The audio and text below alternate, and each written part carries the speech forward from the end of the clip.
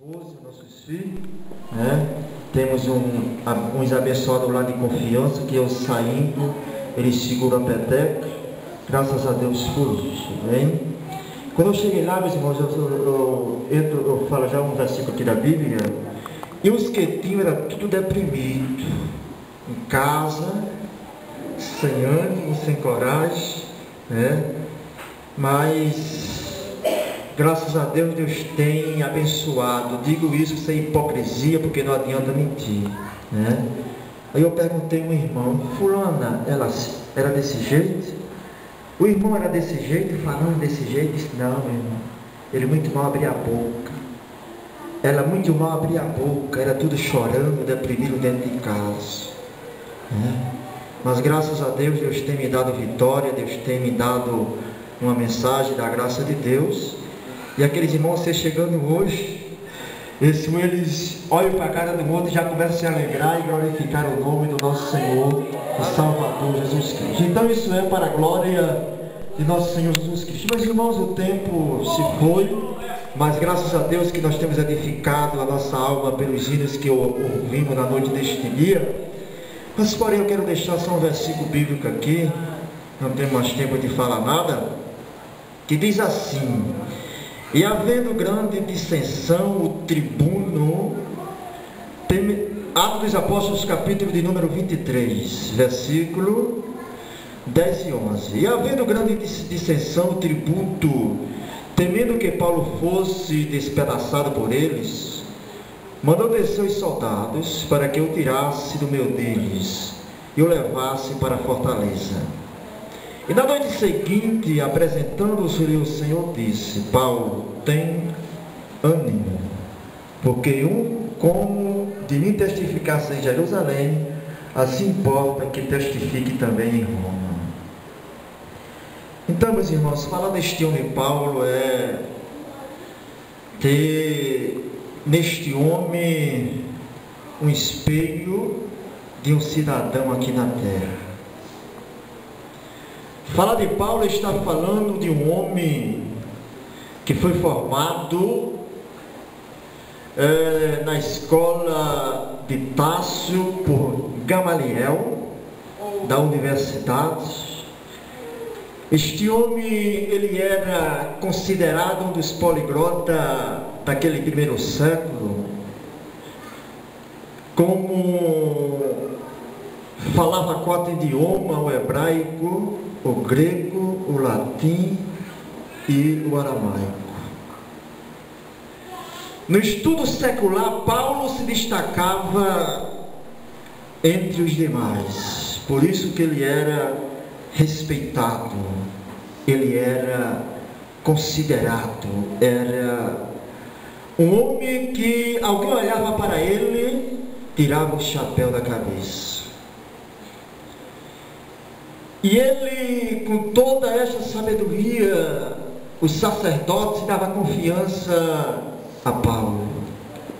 Como prova disto, quando mataram Estevão em via pública, diz a Bíblia que os que mataram, por considerar a presença do apóstolo Paulo, jogaram os vestidos de Estevão nos pés de Paulo, como dissesse: Paulo, mais um está aqui para ver que esse povo desapareça do globo terra. Paulo, achando pouco aquilo ali, ele foi até o sumo sacerdote e pediu carta para Damasco para trazer preso homens e mulheres que falassem acerca deste caminho, Jesus Cristo de Nazaré.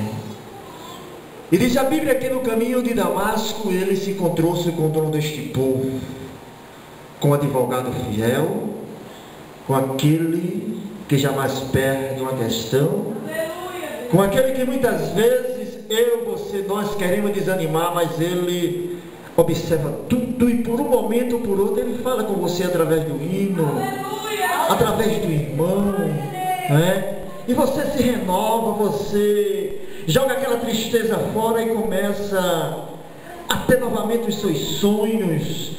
Aquela visão que ficou para trás novamente ilumina e você começa a se levantar.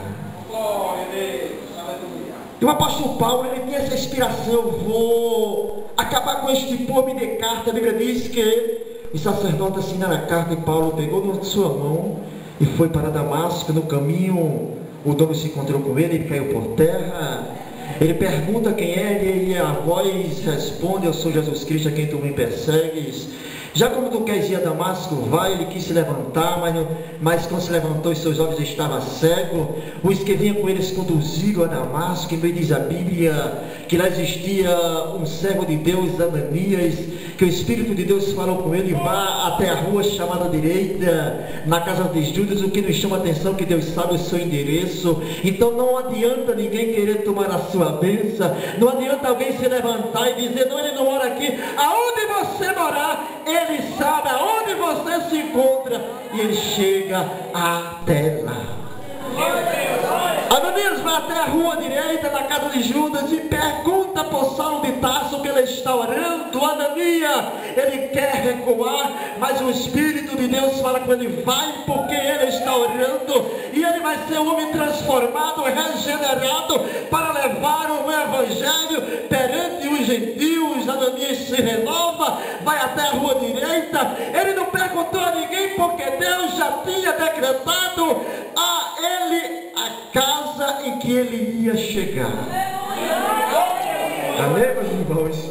Então o que você precisa, Deus vai mandar. Deus vai mandar.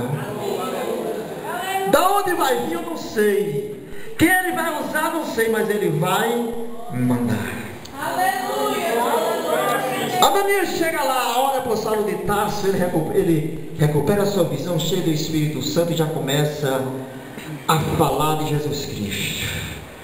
E a Bíblia diz que ele evangelizou os gentios, né? Por onde passava, deixava o irmão, e aquele irmão ia falando de Jesus Cristo, ganhava alma, e aí já ficava a igreja em Coríntios, Roma, Éfeso, e assim ele formou a igreja por onde passava. E você observando a partir do versículo 20, 21, 22, 23, aí ele estava na casa de um homem muito conhecido, um daqueles 7 que destacou-se para ser diácono, e Deus preparou para ele pregar a palavra de